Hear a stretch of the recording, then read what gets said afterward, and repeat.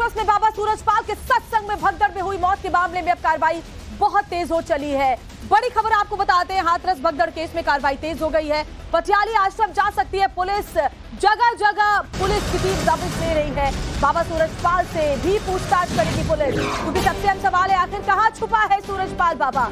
123 लोगों की मौत का जिम्मेदार बाबा आखिर कहां बचा फिर रहा है। लगातार जगह जगह पुलिस तलाश में लगी हुई है। आलिशान आश्रमों में पुलिस की टीम जा रही है। कासगंज में बाबा सूरजपाल का पटियाली आश्रम है। पुलिस ने हालांकि अब तक 20 लोगों को पकड़ा है। कुछ महिलाओं से पुलिस पूछताछ भी कर रही है। साथ ही 100 से ज्यादा लोगों की सीडीआर खंगाल रही है। आयोजनकर्ताओं की तलाश में कई जगह दबिश दी गई है। हाथरस भगदड़ में 123 लोगों की मौत हो गई। पहले 121 का आंकड़ा था, उसके बाद 2 और लोगों ने इलाज के दौरान अपना दम तोड़ दिया, जिसके बाद ये आंकड़ा बढ़कर 123 हो चला है। बता दें कि यहाँ जो आयोजन किया गया था, सिर्फ 80,000 लोगों की अनुमति ली गई थी। 2.5 लाख लोग पहुंच गए, लेकिन कोई भी अरेंजमेंट्स नहीं किए गए थे। और जब भगदड़ मची तो बताया जा रहा है कि बाबा वहां से निकल गए अपनी गाड़ी पर सवार होकर के। पीछे भीड़ दौड़ती रही, गिरती रही, और यहां तक कि जो सेवादार थे उन्होंने पानी का बौछार किया, जिसकी वजह से मिट्टी और ज्यादा गीली हो गई, गड्ढे बन गए और लोग फिसल कर एक दूसरे के ऊपर गिरते चले गए और दम तोड़ दिया। अब 100 से अधिक लोगों के सीडीआर को पुलिस खंगाल रही है। जगह जगह आयोजनकर्ताओं की तलाश में दबिश दी जा रही है। बताया जा रहा है जो मुख्य सेवादार है, मुख्य आरोपी, वो भी अभी तक फरार है। इसके अलावा कई और सेवादार हैं, वो भी भागे भागे फिर रहे हैं। और साथ ही जो बाबा है खुद, वो भी शाकाहारी, वो भी इस वक्त पुलिस की गिरफ्त से बाहर है। उनसे भी पूछताछ की जाएगी।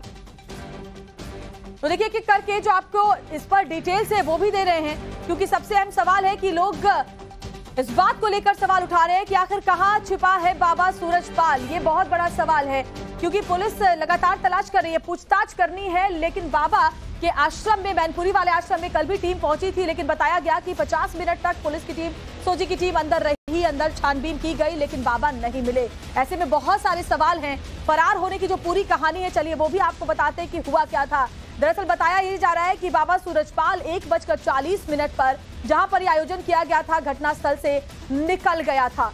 इसके अलावा पुलिस के कॉल डिटेल पर अगर देखिए, मैं आपको एक करके बाबा के फरार होने की पूरी कहानी बताऊं तो 1:40 पर घटनास्थल से निकल गया था बाबा, जब वहां पर भगदड़ मचनी शुरू हुई थी। पुलिस के कॉल डिटेल जब चेक किया गया, सीडीआर निकाली गई, तो उसमें इस बात की जानकारी मिली है कि बाबा को 2:48 पर आयोजक देव प्रकाश मधुकर ने फोन किया था। यानी कि देखिए 1:40 पर निकला, पुलिस की कॉल डिटेल पर पता चला कि बाबा को 2:48 पर आयोजक देव प्रकाश मधुकर ने फोन किया था, और शायद उस पूरे हालात की जानकारी दी होगी कि यहाँ पर क्या स्थिति बनी है।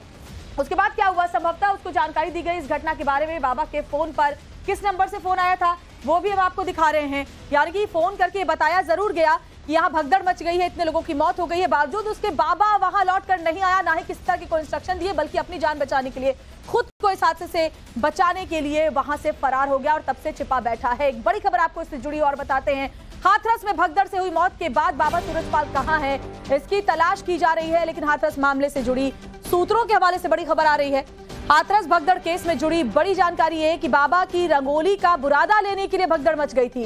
दरअसल क्या हुआ था कि एक 200 मीटर की रंगोली बड़ी बनाई गई थी, जिस पर चलते हुए ये बाबा वहां से निकला।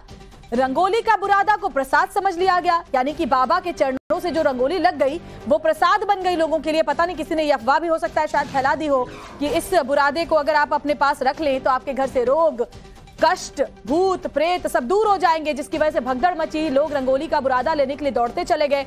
सत्संग स्थल पर यह रंगोली बनाई गई थी। रंगोली पर चलकर निकला बाबा सूरजपाल, जिसके बाद हजारों लोग एक साथ रंगोली का बुरादा लेने के लिए दौड़ पड़े। और साथ ही लोगों ने यह माना कि ये जो रंगोली है वो बाबा का आशीर्वाद है, जो उनके दुख दर्द को दूर कर देगा। लेकिन सोचिए दुख दर्द क्या, इस रंगोली के बुरादे ने तो उनको उनकी जिंदगी से ही दूर कर दिया।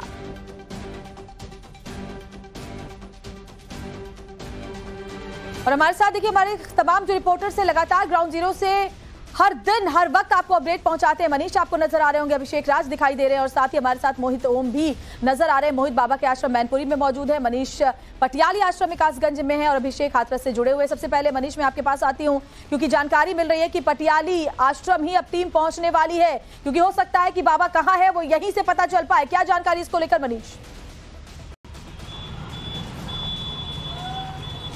देखिए पुलिस पड़ताल में जुटी हुई है। 20 ऐसे लोग हैं जिनको हाथरस पुलिस ने हिरासत में लिया है, उनसे पूछताछ की जा रही है। बाबा कहाँ है इसकी जानकारी भी ली गई है, क्योंकि एफआईआर भले बाबा के नाम पर दर्ज न हो, लेकिन बाबा की इसमें भूमिका हो सकती है, उनसे भी पूछताछ की जाएगी, जांच चलेगी। तो जांच में बाबा कितने बजे जो प्रवचन स्थल था वहां पर पहुंचे, कितने बजे उन्होंने प्रवचन दिया और क्या घटना होने से पहले वो निकल गए थे, तो ये ऐसे सवाल हैं जो बाबा से भी पूछताछ पुलिस कर सकती है, ऐसी जानकारी पुलिस के सूत्रों से मिली है। लेकिन फिलहाल पहला ध्यान देवप्रकाश मधुकर जो कि मुख्य आरोपी है उस पर है। उसकी तलाश में कई जगह दबिश दी गई है। आसपास जो सिकंदराबाद के इलाके हैं, जिसमें अलीगढ़ है, जिसमें मैनपुरी है, जिसमें बदायूं है, जिसमें बरेली है, वहां पर देवप्रकाश मधुकर हो सकता है और उसकी तलाश में छापेमारी लगातार की जा रही है, दबिश लगातार दी जा रही है। इसके अलावा 20 जो सेवादार हैं उनको भी हिरासत में लिया गया है। इसमें कुछ महिला सेवादार भी शामिल है जिनसे पूछताछ की जा रही है। तो पुलिस अपनी ओर से बहुत तेजी से, फुर्ती से लगातार काम कर रही है। कई टीमें बनाई गई हैं। इसके अलावा एसआईटी ने भी अपनी इंक्वायरी शुरू कर दी है। एडीजी और कमिश्नर की अगुवाई में जो एसआईटी बनी है वो भी लोगों से पूछताछ कर रही है। जो घटनास्थल पर मौजूद पुलिसकर्मी थे उनके भी बयान दर्ज किए जाएंगे। तो एसआईटी अपनी जांच कर रही है। न्यायिक जांच आयोग भी जो गठित हुआ है आज पहली बैठक कर सकता है। उस बैठक के बाद हाथरस का घटनास्थल का दौरा किया जा सकता है। तो जो 3 अलग अलग जांचें चल रही हैं वो इस दिशा में चली रही हैं। इसके अलावा जहां जहां बाबा का आश्रम है वहां पुलिस की टीम पहुंचकर पूछताछ, और जहां जहां बाबा का आश्रम है वहां पर हमारी टीम भी मौजूद है। फटाफट से चलते हैं। मोहित ओम हमारे साथ जुड़े हुए हैं मैनपुरी के बाबा के आश्रम के पास से। मोहित, आपसे लगातार बात हो रही है, आप जानकारी दे रहे हैं कि जो अनुयायी है वो यही कह रहे हैं, जो सेवादार हैं, निचले सेवादार, वो ये बता रहे हैं कि बाबा मैनपुरी के आश्रम के अंदर है। लेकिन एसओजी की टीम जब कल बताया जा रहा है 50 मिनट के आसपास आश्रम के अंदर रही तो भी खाली हाथ लौटी। क्या जानकारी मैनपुरी के आश्रम से मिल रही है मोहित? बिल्कुल, देखिए देर रात मैनपुरी के बिस्वा में जो बाबा का ये आश्रम है, यहाँ पर 11 बजे के आसपास खुद जो एसपी सिटी हैं राहुल, वो यहाँ पहुंचे थे। और उनके अलावा जो एसओजी थी, एसओजी के करीब 20 जवान और अधिकारी इस आश्रम के अंदर पहुंचे थे और 1 घंटा रहने के बाद यहाँ से वो निकले थे। हालांकि जब एसपी सिटी से जब सवाल पूछे गए लगातार तो उन्होंने कोई भी जवाब नहीं दिया। लेकिन जो यहाँ के इस एरिया के सर्कल ऑफिसर हैं उनसे जब हमने बात करने की कोशिश की तो उनका कहना है कि बाबा के जो मेन हॉल है, जब बाबा बैठते हैं वहां तक हम नहीं गए, हम सिर्फ अंदर कंपाउंड तक गए थे और सुरक्षा देखने गए थे कि इस आश्रम की सुरक्षा पुख्ता है या नहीं है। लेकिन जिस तरीके से सीडीआर कॉल आई की जो डिटेल्स आई थी उससे पता लगा है कि बाबा अंदर ही मौजूद हैं। इस बात की पुष्टि जो है वो सीडीआर कॉल कर रही है और इस बात की जानकारी मिली थी। और कल देर रात से यहाँ पर लगातार हलचल मची हुई, क्योंकि परसों रात जब हम यहाँ पहुंचे जिस दिन घटना हुई थी उस रात में यहाँ पर जगमगाती लाइटें जली हुई थी और आप देख सकते हैं जो लाइटें हैं, लाइटिंग है पूरी जगमगा रही थी। लेकिन कल देर शाम से यहाँ पर पूरा ब्लैकआउट किया गया। इस पूरे जो एरिया है,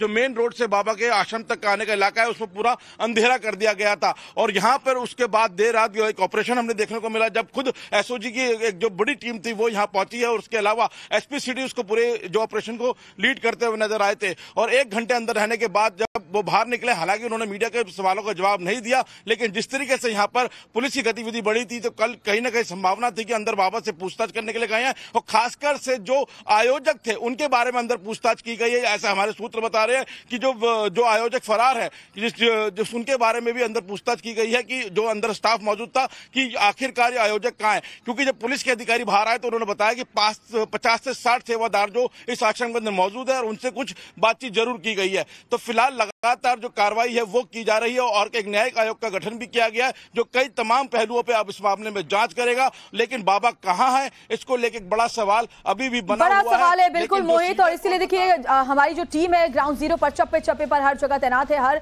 अपडेट सबसे पहले टाइम्स नाउ नवभारत के हमारी जो ये फील्ड फोर्स है जो आप देख पा रहे हैं, मनीष, मोहित, अभिषेक, ये पहुंचा रहे हैं आप तक। अभिषेक का मैं रुख कर लेती हूं। अभिषेक, 121 का आंकड़ा था, बताया जा रहा है कि 2 और लोगों ने दम तोड़ दिया, यानी कि मृतकों की संख्या हो गई 123। हाथरस में जाहिर तौर पर अभी जो सबसे ज्यादा दुख भरी बात है वो यही कि मृतकों का आंकड़ा बढ़ता जा रहा है और उससे भी ज्यादा बुरा ये कि जो मुख्य आरोपी है उसका कुछ अता पता नहीं है। क्या वहां पर माहौल अभी बना हुआ है और लापरवाही की और कौन सी वजह अब निकलकर सामने आ रही है? देखिए, बिल्कुल जो मुख्य आरोपी है देवप्रकाश मधुकर वो अभी भी फरार है। अभी उस जगह पर हम मौजूद हैं जो काल रूपी बन के आया था 2 तारीख को। ये वही ग्राउंड है जहां पर बाबा का सत्संग था। नारायण सरकार हरि यहीं पे बैठा हुआ था और यहीं से प्रवचन दे रहा था अपने भक्तों को। यहां से जब वो सामने का रास्ता आप देख रहे हैं जहां पर एक बैरिकेडिंग रूप में लगाया गया है, यहीं से जब उसकी गाड़ी निकलती है बाहर उस समय चरण रज लेने के लिए, ये बताया जा रहा है कि मंच से बाबा ने कहा था कि जो भी चरण रज लेगा वो तर जाएगा। ऐसे में चरण रज लेने के लिए पीछे से भक्तों की लंबी कतार निकलती है, भीड़ निकलती है और इस चक्कर में भक्त एक के ऊपर एक दूसरे पे चढ़ जाते हैं और उसमें कई सारे लोग जो हैं वो फंस जाते हैं। अब तक जो मौत का आंकड़ा है वो 123 पहुंच चुका है। 60 लोग अभी भी घायल बताए जा रहे हैं, घायलों का उपचार चल रहा है। लेकिन बड़ा सवाल यह है कि क्या इस हादसे को, क्या इसको रोका जा सकता था? क्योंकि अगर आप देखेंगे और जो प्रिलिमिनरी रिपोर्ट आई है एसडीएम की, उसमें भी इस बात की तस्दीक की गई है कि जो बाबा के साथ उनके सेवादार थे, जो पर्सनल उसकी फोर्स चलती थी, उसने भक्तों के साथ जो ठेल है वो किया, भक्तों के साथ जो है वो बिल्कुल सही कह रहे हैं। जो सेवादार, जो आयोजक थे, उनकी बहुत बड़ी लापरवाही सामने आई है जिसकी वजह से इतने लोगों को जान गंवानी पड़ी। अभिषेक, मोहित, मनीष, लगातार आपके जरिए जो अपडेट्स हैं वो दर्शकों तक पहुंचाते रहेंगे। फिलहाल बहुत बहुत शुक्रिया तमाम जानकारी देने के लिए। तो आज की कई और बड़ी खबरें हैं जो आगे आप तक पहुंचाएंगे। एक बहुत छोटी सी ब्रेक ले रुकते हैं।